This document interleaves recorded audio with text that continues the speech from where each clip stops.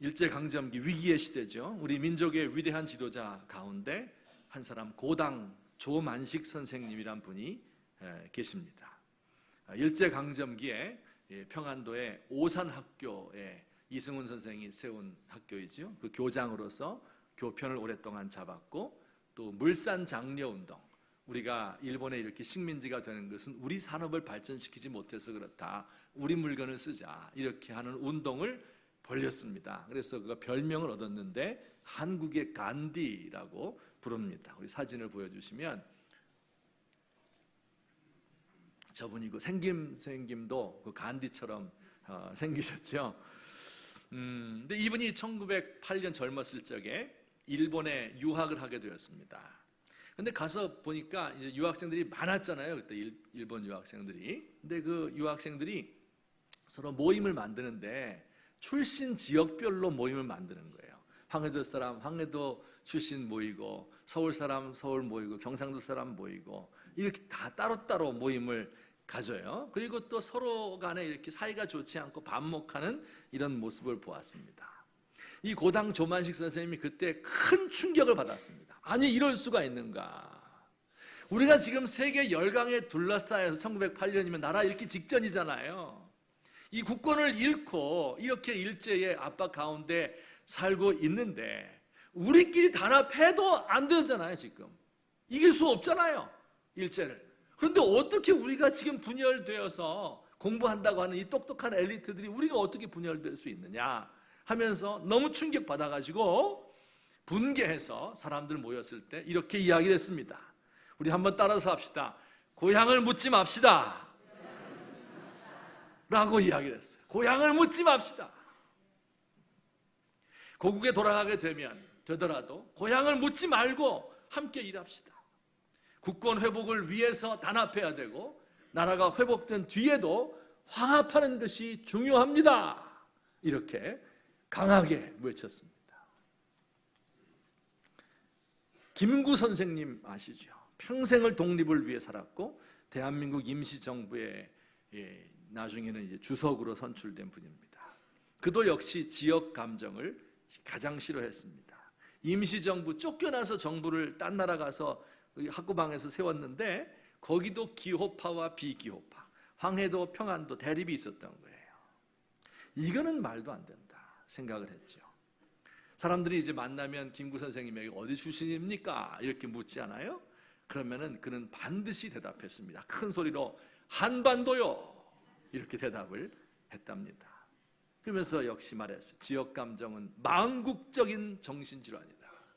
여러분, 이게 다 100년 전 사람들이 얘기한 건데 우리나라가 이거 아직도 극복하지 못하고 아직도 어디 출신인가 이거 물어보고 있는 이런 실정입니다. 이게 우리 민족이에요. 해방 후에도 우리가 바로 국권을 찾지 못하고 북에는 소련군이, 남에는 미군이 진주했습니다. 이대로 가다가는 나라가 두동강 날 것이다 하는 것을 다 알았죠. 김구 선생님 1948년에 평양을 방문해서 젊은 김일성을 만났습니다. 우리가 독립되었는데 남과 북이 어떻게 하나가 되지 못하면 어떻게 합니까? 안타까워하면서 간곡하게 하나 될 것을 호소했어요. 물론 거절당했죠. 그 북으로 올라가면서 찍은 사진입니다. 38선 경계를 알리는 표지판에 섰어요. 이 표지 하나 때문에 남과 북이 갈라져서 살아가는 것, 이것이 참담했던 거예요. 그래서 그는 모든 것을 다 바쳐서라도 하나가 돼야 되겠다 생각을 하고 유명한 말을 남겼어요. 38선을 베고 쓰러질지언정 분단된 조국에서는 살 수 없다, 이 말을 남겼습니다. 여러분, 우리가 100여 년의 세월을 지내오면서도 우리 사회가 산산이 부서진 사회예요. 이것을 통합할 만한 이런 마음을 가진 사람이 없는 거예요. 이런 지도자가 나타나야 되겠죠. 남북이 서로 대결하고 전쟁 준비로 치달아 가는 것을 보며 안타까워 우리가 어떻게 하면 통일할 수 있을까? 통일의 이상을 가지고 있는 지도자가 우리 민족을 다스릴 수 있어야 돼요.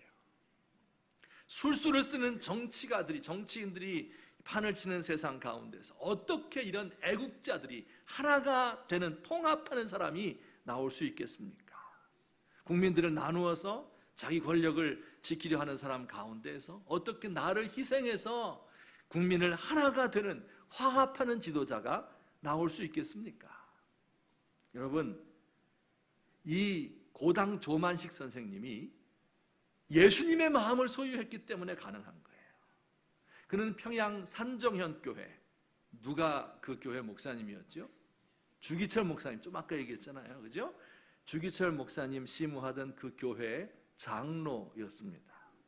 김구 선생님도 기독교인으로서 기독교적 정신으로 정치를 하려고 했습니다. 진정한 애국자는 국민을 하나로 통합하려 합니다. 통일을 위해서 자신의 이익을 버리는 것입니다. 소인배들은 자신의 이익을 위하여 지역 감정을 이용하고 패거리를 만듭니다. 여러분, 오늘 이와 같은 사람들 어디에서 나오는 거예요? 이 출발점이 예수님에게서 나오는 거예요. 우리 민족은 5,000년 역사 가운데 분열의 역사예요. 나누어지고 갈라지고 자기들끼리 싸우는 이런 DNA가, 그런 핏줄을 가지고 태어났습니다. 기독교가 이 땅에 전파된 후에 새로운 차원의 공동체가 생긴 거예요. 그 공동체의 왕은 예수 그리스도 메시아입니다. 그는 자신을 바쳐서 그 공동체가 하나가 되기를 원하였고, 그리고 온 세상에 평화가 전파되는 하나된 세계가 되기를 원하였던 분이에요. 그래서 그분의 기도를 알고 그분의 마음을 이해하는 교회가, 그 교회에서 교육을 받은 사람들이 예수님의 마음을 가지고 세상을 바꾸는 겁니다. 세상에 평화를 주고 하나가 되게 만들고 우리 사회를 통합하는 사람들이 된 것입니다.